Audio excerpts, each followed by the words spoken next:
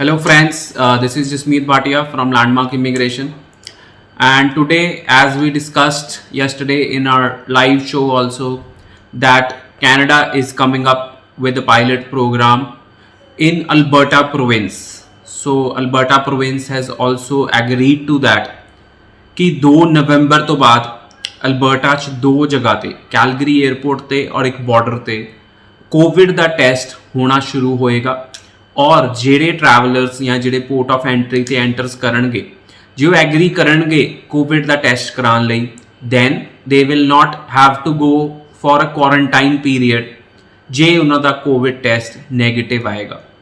ਸੋ ਇਹਦੇ ਵਿੱਚ tourist visa, PR, foreign travelers which are who all are eligible to enter Canada ਉਹ ਸਾਰੇ ਹੀ ਆ ਜਾਂਦੇ ਆ, ਸਟੂਡੈਂਟਸ ਵੀ ਆ ਜਾਂਦੇ ਆ। ਸੋ ਸਟੂਡੈਂਟਸ ਵੀ ਜਿਹੜੇ ਐਂਟਰ ਕਰਨਗੇ ਔਰ ਕੋਵਿਡ ਦਾ ਟੈਸਟ ਕਰਾਉਣਗੇ so it can be a possibility that ਉਹਨਾਂ ਨੂੰ ਵੀ ਸ਼ਾਇਦ 14 ਦਿਨ ਦਾ ਕੁਆਰੰਟੀਨ ਪਲਾਨ ਨਹੀਂ ਲੈਣਾ ਪਏਗਾ। So this is they are bringing up because to improve travel to Canada, to improve the economy, because ਅੱਜ ਦੀ ਡੇਟ 'ਚ because borders are closed ਸਾਰੇ ਹੀ countries ਦੀ ਜਿਹੜੀ economy ਹੈ that is suffering. So I feel this is a great initiative by Government of Canada and immigration to do COVID test at the airport, but ਹੱਲੇ ਇਹ COVID test ਸਿਰਫ Alberta ਦੇ Calgary airport ਤੇ ਔਰ ਇੱਕ border ਤੇ ਹੋਏਗਾ। ਹੋਰ ਐਕਸਟੈਂਸ਼ਨ ਤਾਂ ਹੀ ਹੋਏਗੀ ਜੇ ਇਹ ਸਕਸੈਸਫੁਲ ਜਾਂਦਾ ਹੈ। ਇਹ ਪਾਇਲਟ ਪ੍ਰੋਗਰਾਮ ਜੇ ਸਕਸੈਸਫੁਲ ਜਾਏਗਾ ਤਾਂ ਹੋਰ ਵੀ ਇਹਨੂੰ ਐਕਸਟੈਂਸ਼ਨ ਮਿਲੇਗੀ, ਬਾਕੀਆਂ 에ਅਰਪੋਰਟਸ ਤੇ ਵੀ ਕੋਵਿਡ ਦਾ ਟੈਸਟ ਹੋਣਾ ਸ਼ੁਰੂ ਹੋ ਸਕਦਾ ਹੈ, which I feel is a great news for all the students and tourist visa holders or parents, brothers, sisters, PR holders who are looking forward to travel to Canada in near future. ਸੋ ਜਿਵੇਂ ਤੁਹਾਨੂੰ ਪਤਾ ਹੀ ਹੋਣਾ Canada ਨੇ Covid readiness plan implement ਕਰਤਾ colleges and universities ਲਈ, ਜਿਹਦੀ ਪਹਿਲੀ list 20 October ਨੂੰ ਆ ਗਈ ਸੀ ਔਰ ਆਉਣ ਵਾਲੀਆਂ ਹੋਰ ਲਿਸਟ ਜਿਹੜੀ 3 ਨਵੰਬਰ ਨੂੰ ਐਕਸਪੈਕਟਡ ਹੈ, ਉਸ ਤੋਂ ਬਾਅਦ 10 ਨਵੰਬਰ ਨੂੰ ਐਕਸਪੈਕਟਡ ਹੈ। ਐਂਡ 3 ਫੇਜ਼ਸ ਵਿੱਚ ਸਾਰੇ ਕਾਲਜਿਸ ਔਰ ਯੂਨੀਵਰਸਿਟੀਜ਼ ਨੂੰ ਪਰਮਿਸ਼ਨ ਦਿੱਤੀ ਜਾ ਰਹੀ ਹੈ ਸਟੂਡੈਂਟਸ ਕੈਨੇਡਾ ਲੈ ਕੇ ਆਉਣ ਦੀ, ਬਟ ਜਿਹੜੀ ਪ੍ਰੈਫਰੈਂਸ ਹੈ ਉਹ ਆਨਲਾਈਨ ਸਟੂਡੈਂਟਸ ਵਾਲਿਆਂ ਨੂੰ ਦਿੱਤੀ ਜਾ ਰਹੀ ਹੈ ਜਿਨ੍ਹਾਂ ਦੇ ਵੀਜ਼ਾ ਸਟੈਂਪਡ ਹੈ ਔਰ ਜਿਨ੍ਹਾਂ ਦੇ ਆਨਲਾਈਨ ਸਟੱਡੀਜ਼ ਕਰ ਰਹੇ ਹੈ students, they will travel first phase 'ਚ। ਸਭ ਤੋਂ ਪਹਿਲਾਂ ਉਹੀ ਸਟੂਡੈਂਟਸ ਜਾਣਗੇ ਔਰ ਜਿਹੜੀਆਂ ਬਾਰਡਰ ਰਿਸਟ੍ਰਿਕਸ਼ਨ ਹੈਗੀਆਂ ਇੰਟਰਨੈਸ਼ਨਲ ਸਟੂਡੈਂਟਸ ਲਈ ਉਹ ਖਤਮ ਕਰ ਦਿੱਤੀਆਂ ਗਈਆਂ। ਇੰਟਰਨੈਸ਼ਨਲ ਸਟੂਡੈਂਟਸ ਲਈ ਬਾਰਡਰ ਰਿਸਟ੍ਰਿਕਸ਼ਨਸ ਖਤਮ ਕਰ ਦਿੱਤੀਆਂ ਗਈਆਂ। That means now Canada is very open for students who want to travel to Canada. ਔਰ ਜਿੰਨੀ ਯੂਨੀਵਰਸਿਟੀਜ਼ ਔਰ ਕਾਲਜਿਸ ਦਾ ਨਾਮ ਕੋਵਿਡ ਰੈਡੀਨੈਸ ਪਲਾਨ ਲਿਸਟ 'ਚ ਹੋਏਗਾ they will be easily able to travel to Canada and enter Canada without any problem. But yes, there again CBSA officer has to be convinced.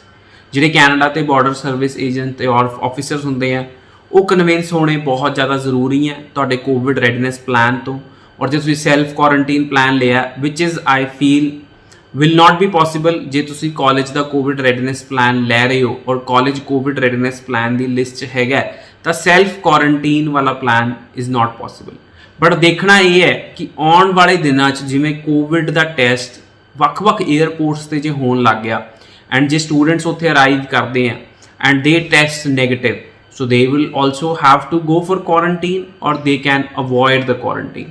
So future ਵਿੱਚ ਇਹਦੇ 'ਤੇ clarity ਆਉਣੀ ਹਾਲੇ pending ਹੈ ਕਿ quarantine ਜੇ ਤੁਹਾਡਾ ਕੋਵਿਡ ਦਾ ਟੈਸਟ ਨੈਗੇਟਿਵ ਆਉਂਦਾ ਤਾਂ ਲੈਣਾ ਪਏਗਾ ਕਿ ਨਹੀਂ ਲੈਣਾ ਪਏਗਾ।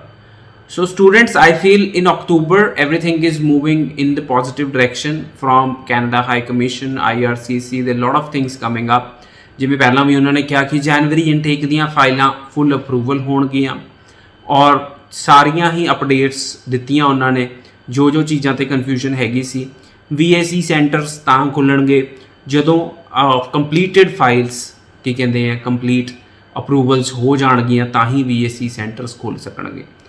ਸੋ students I feel if you are planning to apply for upcoming intake and you have funds ready and IELTS is ready, then you can go ahead and apply for upcoming intake.